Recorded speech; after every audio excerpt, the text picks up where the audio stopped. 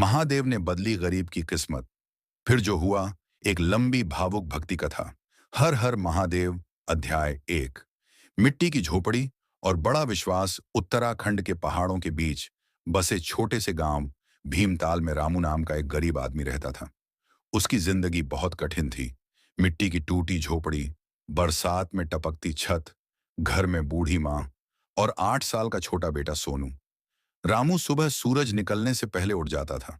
कभी खेतों में मजदूरी, कभी लकड़ियां काटना, कभी शहर जाकर बोरे ढोना। दिन भर मेहनत करने के बाद भी कई बार घर में सिर्फ सूखी रोटी ही बन पाती थी। लेकिन इन सब के बावजूद रामू के चेहरे पर कभी शिकायत नहीं होती थी, क्योंकि उसके दिल में एक चीज हमेशा जिंदा थी। महादेव पर अटूट विश्वास। गांव के बाहर एक पुराना शिव मंदिर था।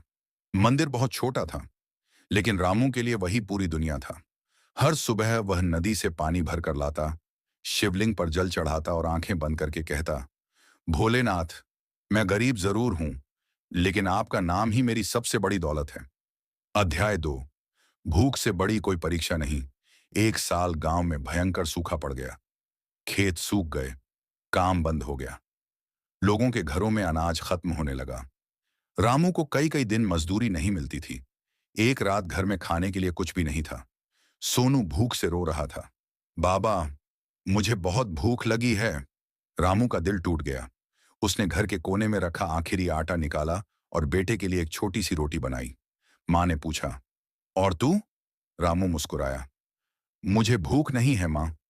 लेकिन सच ये था कि उसने 2 दिन से कुछ नहीं खाया था। उस रात जब सब सो गए, रामू चुपचाप मंदिर चला गया। मंदिर में अंधेरा था, सिर्फ एक दीपक जल रहा था। रामू शिवलिंग के सामने बैठ गया। उसकी आंखों से आंसू बहने लगे। महादेव, मैंने हमेशा आपका भरोसा किया, लेकिन आज बेटे की भूख नहीं देखी जाती। उसकी आवाज कांप रही थी। अगर मेरी परीक्षा ले रहे हो, तो मुझे मजबूत बना दो भोलेनाथ। अध्याय 3। रहस्यमयी साधु। उसी समय मंदिर के बाहर किसी के कदमों की आवाज आई। रामू ने पीछे देखा। एक बूढ़ा साधु धीरे धीरे अंदर आ रहे थे। लंबी सफेद दाढ़ी, हाथ में त्रिशूल और आंखों में अजीब सा तेज। उन्होंने रामू को देखा और मुस्कुराए। क्यों बेटा, भगवान से शिकायत कर रहे हो? रामू तुरंत उनके चरणों में झुक गया। नहीं बाबा, बस मन कमजोर पड़ गया था। साधु शिवलिंग के पास बैठ गए। उन्होंने कहा, याद रखना, जब इंसान सब खो देता है, तभी भगवान उसके सबसे करीब होते हैं। फिर उन्होंने अपने झोले से एक छोटा सा कपड़ा निकाला। इसे सुबह खोलना। रामू कुछ पूछ पाता, उससे पहले साधु बाहर चले गए। रामू भी उनके पीछे भागा, लेकिन बाहर कोई नहीं था। सिर्फ तेज हवा चल रही थी और मंदिर की घंटियां अपने आप बज रही थीं। रामू का दिल जोर जोर से धड़कने लगा। अध्याय 4। पहला चमत्कार। सुबह रामू ने वह कपड़ा खोला। उसमें कुछ पैसे और एक पुरानी चांदी की अंगूठी थी, साथ में एक छोटी सी पर्ची। इन पैसों से अपने घर का चूल्हा जलाओ और अंगूठी शहर के सुनार को दे देना। रामू तुरंत शहर गया। सुनार ने अंगूठी देखते ही कहा, यह बहुत कीमती है। उसने अंगूठी के बदले अच्छे पैसे दिए। रामू की आंखों में आंसू आ गए। सबसे पहले उसने राशन खरीदा, फिर मां की दवा और बेटे के लिए नए कपड़े। उस रात सोनू खुशी से बोला, बाबा, आज इतने दिन बाद पेट भर खाना मिला। रामू बेटे को देखकर रो पड़ा। उसने मन ही मन कहा, महादेव, आपने मेरी सुन ली। अध्याय 5। मेहनत की शुरुआत। रामू ने बचे हुए पैसों से गांव के बाहर चाय की छोटी सी दुकान खोल ली। सुबह सुबह मजदूर वहां चाय पीने आने लगे। रामू बहुत ईमानदार था।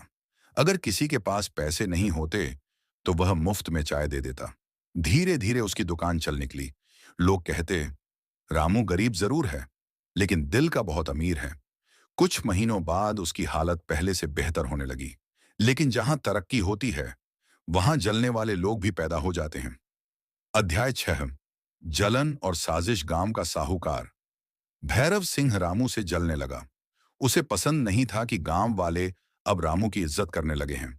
एक रात उसने अपने आदमी भेजे। उन्होंने रामू की दुकान में आग लगा दी। कुछ ही मिनटों में पूरी दुकान जलकर राख हो गई। सुबह जब रामू वहां पहुंचा, तो उसकी आंखें भर आईं। उसकी महीनों की मेहनत खत्म हो चुकी थी। गांव वाले बोले, अब क्या करेगा रामू? लेकिन रामू शांत था। वह सीधा मंदिर गया। उसने शिवलिंग पर जल चढ़ाया और बोला, महादेव, अगर आपने यह रास्ता बंद किया है तो जरूर कोई दूसरा रास्ता भी होगा। अध्याय 7। नई राह।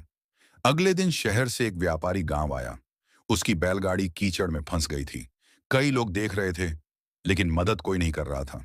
रामू तुरंत दौड़ा। उसने पूरी ताकत लगाकर बैलगाड़ी बाहर निकाली। व्यापारी बहुत खुश हुआ। तुम क्या काम करते हो? रामू मुस्कुराया। जो काम मिल जाए। व्यापारी उसकी ईमानदारी से प्रभावित हुआ। उसने कहा, मुझे अपने गोदाम के लिए भरोसेमंद आदमी चाहिए। क्या मेरे साथ काम करोगे? रामू ने तुरंत हाँ कर दी। धीरे धीरे व्यापारी ने पूरा हिसाब किताब रामू को सौंप दिया। रामू दिन रात मेहनत करता। उसकी सच्चाई और मेहनत देखकर व्यापारी उसे बेटे की तरह मानने लगा। अध्याय 8। किस्मत सच में बदल गई। कुछ सालों बाद रामू की जिंदगी पूरी तरह बदल चुकी थी। अब उसका बड़ा कारोबार था। गांव में पक्का घर बन चुका था। मां का इलाज अच्छे अस्पताल में हुआ। सोनू अच्छे स्कूल में पढ़ने लगा। लेकिन सबसे बड़ी बात, रामू आज भी वैसा ही था। वह रोज सुबह मंदिर जाता, नंगे पैर शिवलिंग पर जल चढ़ाता और वही पुरानी बात दोहराता, भोलेनाथ, सब आपका दिया हुआ है। अध्याय 9। असली दर्शन। सावन का महीना था। मंदिर में भजन चल रहे थे। तभी रामू ने देखा, वही बूढ़े साधु मंदिर के दरवाजे पर खड़े हैं। रामू दौड़कर उनके पैरों में गिर पड़ा। बाबा, आपने मेरी जिंदगी बदल दी। साधु मुस्कुराए। मैंने नहीं बेटा, तेरे विश्वास ने बदली है। रामू रो पड़ा। क्या आप सच में? तभी मंदिर की घंटियां अपने आप बजने लगीं। तेज हवा चली। दीपक की लौ अचानक बहुत बड़ी हो गई और कुछ पल के लिए रामू को ऐसा लगा जैसे साधु की जगह स्वयं भगवान शिव खड़े हों। जटाधारी रूप, हाथ में त्रिशूल, आंखों में अपार करुणा। रामू का शरीर कांप उठा। वह जमीन पर गिर पड़ा। जब उसने आंखें खोलीं, वहां कोई नहीं था। सिर्फ हवा में ओम नमः शिवाय की ध्वनि गूंज रही थी। अध्याय 10। फिर जो हुआ। उस दिन के बाद रामू पूरी तरह बदल गया। अब उसे सिर्फ अपने परिवार की नहीं, पूरे गांव की चिंता रहने लगी। उसने गरीब बच्चों के लिए स्कूल खुलवाया, भूखे लोगों के लिए भोजन शुरू करवाया और गांव में एक बड़ा शिव मंदिर बनवाया। लोग दूर दूर से उसकी कहानी सुनने आने लगे। एक दिन सोनू ने पूछा, बाबा, क्या भगवान सच में हमारे पास आते हैं? रामू मुस्कुराया। उसने बेटे के सिर पर हाथ रखा और कहा, जब इंसान टूटकर भी भगवान पर भरोसा नहीं छोड़ता, तब भगवान इंसान का हाथ पकड़ने जरूर आते हैं। मंदिर में जोर से घंटियां बजने लगीं। पूरा वातावरण हर हर महादेव के जयकारों से गूंज उठा और रामू की आंखों से खुशी के आंसू बहने लगे, क्योंकि उसे पता था महादेव आज भी उसके साथ खड़े हैं। हर हर महादेव